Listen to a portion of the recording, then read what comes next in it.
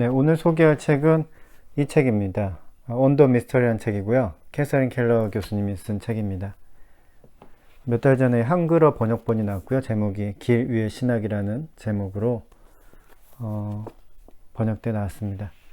캐서린 켈러는 대표적인 과정신학자 중에 한 사람입니다. 과정신학자로 부를 만한 사람이 그렇게 많지는 않습니다. 왜냐하면 요새 신학이 워낙 다양하게 분화되어 있어서 어떤 한 분야에 이제 많은 신학자가 포진되어 있는 경우가 굉장히 드뭅니다.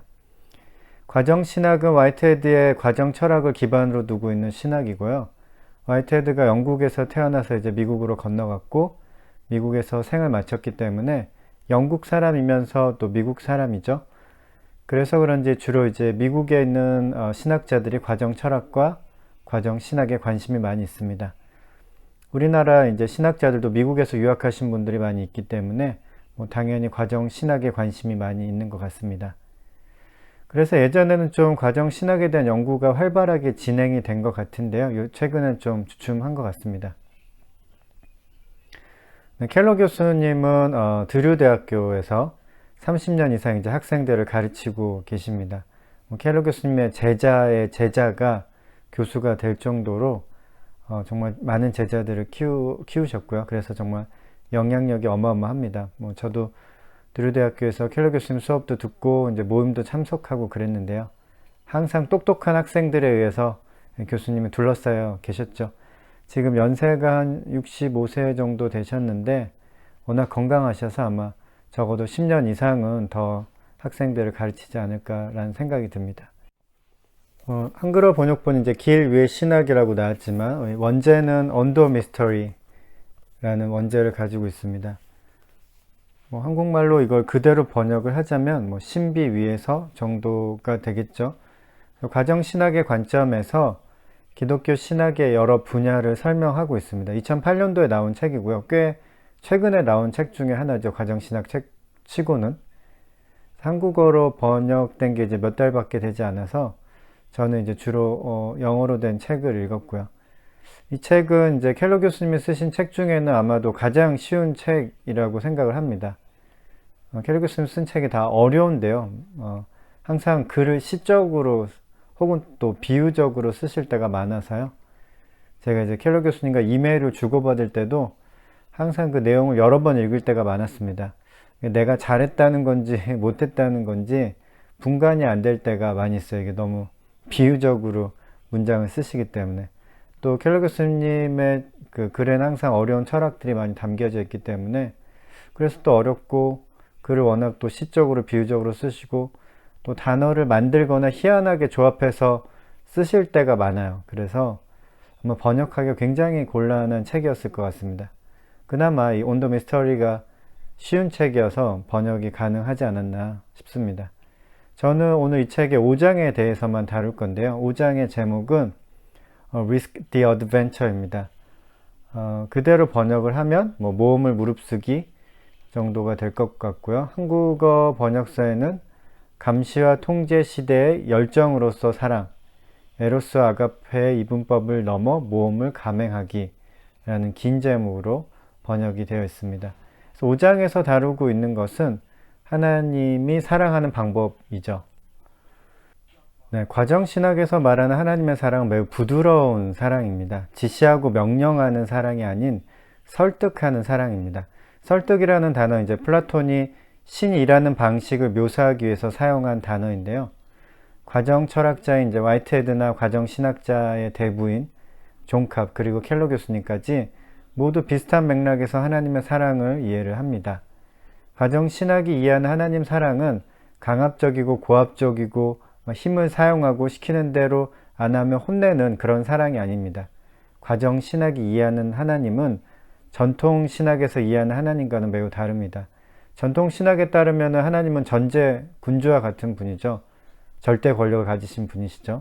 그래서 하나님이 피조물을 대하는 방식은 이런 식이죠. 나는 신이고 너는 피조물이야. 그러니까 너는 내 말에 복종해. 그러면 너의 삶이 편할 거고 복도 많이 받을 거야. 이런 식으로 피조물을 다룬다고 생각을 하죠. 전통 신학에서는. 그러나 과정신학뿐만이 아니라 대부분의 현대신학에서는 하나님을 강압적인 전제 군주로 이해하지 않습니다. 화이트헤드가 이제 신을 묘사할 때는 주로 유혹이라는 단어를 많이 썼는데요. 영어로는 lure, L-U-R-E, lure라는 단어를 사용을 했습니다. 하나님은 명령하는 분이 아니라 유혹하는 분이라고 설명을 합니다. 그래서 유혹이 좀 부정적인 의미가 있어서 매혹이라고 번역을 하기도 하는데요.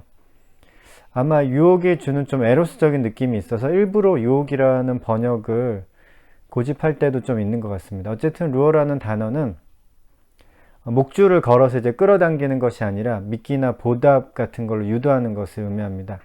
부드럽고 친절한 부름이라고 할 수 있죠. 존 캅은 하나님의 사랑을 창조적 사랑이라고 묘사를 합니다. 영어로 creative love인데요. creative love. 화이트헤드가 사용하는 유혹이라는 단어와 느낌이 많이 다르죠. creative love는. 근데 의미하는 바는 좀 비슷합니다. 하나님의 창조하는 사랑도 강압적인 사랑이 아니고요. 설득하는 사랑입니다. 창조적 사랑이라고 부를 때 이제 강조되는 측면은 새로움의 요소가 들어간다는 겁니다. 창조라는 것은 언제나 세상에 없던 것이 나타나는 것을 의미하니까요. 그래서 하나님의 사랑이 우리가 새로운 일을 시도할 수 있도록 유도한다는 것을 함축하고 있습니다. 그렇다면 캐서린 켈러가 사용하는 단어는 무엇일까요? 바로 열정입니다. 영어로 패션이죠. 패션. 그런데 이 패션이라는 단어가 참 묘한 단어예요. 이 단어는 어원적으로 볼 때는 고통을 의미합니다. 근데 딱 고통으로 사용되지는 않아요, 보통. 좀 더 길게 설명을 하자면 패션은 고통을 느낄 정도로 강력한 감정적 힘이라고 할 수 있습니다. 그래서 누군가를 사랑하는 감정은 좋은 감정이죠. 기분 좋은 감정입니다. 하지만 누군가를 지나치게 사랑하면 고통을 느끼게 됩니다. 사랑하는 사람의 일거수일투족에 대해서 지나친 관심을 기울이다 보면 고통을 느끼게 되죠. 패션은 그런 열정적인 감정의 힘입니다. 제가 이제 패션을 단지 감정이라고 말하지 않는 이유는 감정은 이제 자기 안에 갇혀 있을 수가 있는데 하나님의 패션은 하나님 안에 갇혀 있는 감정이 아니라 사랑하는 대상에게 힘을 전달합니다. 물리적인 힘이 아니라 감정적인 힘인데요. 패션은 강압적이진 않지만 분명히 힘이 느껴지는 그런 사랑입니다. 켈러가 자주 사용하는 단어는 urge라는 단어, 이 패션을 설명할 때 urge라는 단어를 사용하는데요. urge, urge라는 단어요. 이 urge는 단순한 설득이나 충고가 아닌 열심히 노력하는 그런 설득과 충고를 의미합니다. 캐서린 켈러 교수님은 이제 패션이라는 단어를 사용하면서 이것을 설명하기 위해서 인용한 성경 구절이 있습니다. 마태복음 5장 44절에서 45절인데요. 제가 한번 읽어보겠습니다. 나는 너에게 이르노니 너희 원수를 사랑하며 너희를 박해하는 자를 위하여 기도하라. 이같이 한즉 하늘에 계신 너희 아버지의 아들이 되리니 이는 하나님이 그 해를 악인과 선인에게 비추시며 비를 의로운 자와 불의한 자에게 내려주심이라. 이 성경 구절을 이제 설명하면서 캐서린 켈러가 이제 설명을 또 첨가한 부분이 있는데요. 237쪽에 나온 문장을 한번 제가 읽어보겠습니다. 이 구절은 무력함을 전하지 않으며 정령 통제력을 말하고 있지 않으나 그럼에도 불구하고 분명히 어떤 종류의 힘을 전달해 주고 있다. 캐서린 켈러에 따르면 하나님의 사랑은 열정 혹은 일종의 모험입니다. 사랑받는 대상을 통제하지 않고 그 대상에게 하나님 자신의 마음을 쏟아붓는 것이죠. 그래서 하나님의 열정은 하나님 자신이 예측할 수 없는 대상으로 흘러 들어가는 것이죠. 이런 면에서 해나 비의 비유가 굉장히 적절하죠. 그래서 용기 있게 흘러 들어가는 사랑을 의미합니다. 열정은요. 이런 사랑이 주는 메시지는 정확하죠. 하나님도 우리가 모험을 무릅쓰기를 바라는 것입니다. 하나님은 우리에게 열정만을 쏟는 분은 아니에요. 열정을 쏟고 끝, 나는 할 일 다 했다라고 말하면서 손을 떼시는 분은 아닙니다. 화이트헤드는 하나님의 원초적 본성과 결과적 본성을 나누어서 이렇게 이야기를 하는데요. 원초적 본성은 이제 신적인 유혹을 의미하고요. 결과적 본성은 존재들의 경험을 하나님이 다시 수용해서 자신의 것으로 받아들이는 것을 의미합니다. 이런 의미에서 신이 세상을 창조하고 세상이 신을 또 창조한다고 말할 수 있습니다. 세상이 신을 창조한다는 것은 신의 결과적 본성을 구성하는데 이 피조물들이 기여한다는 것을 의미합니다. 존 캅은 화이트헤드가 원초적 본성, 결과적 본성을 나눈 것처럼 창조적 사랑과 응답적 사랑을 나누었습니다. 화이트헤드의 결과적 본성과 마찬가지로 응답적 사랑이라는 것은 하나님께서 우리의 반응에 응답하는 사랑, 또는 우리의 고통과 아픔과 시련에 함께하는 사랑을 의미합니다. 화이트헤드의 결과적 본성, 그리고 존 캅의 응답적 사랑에 상응하는 것이 캐서린 켈러의 come/passion입니다. come 빗줄 패션이요. 그러니까 켈러는 패션과 come/passion으로 하나님의 사랑을 말합니다. 그러니까 하나님의 사랑은 두 가지인 거죠. 패션과 come/passion.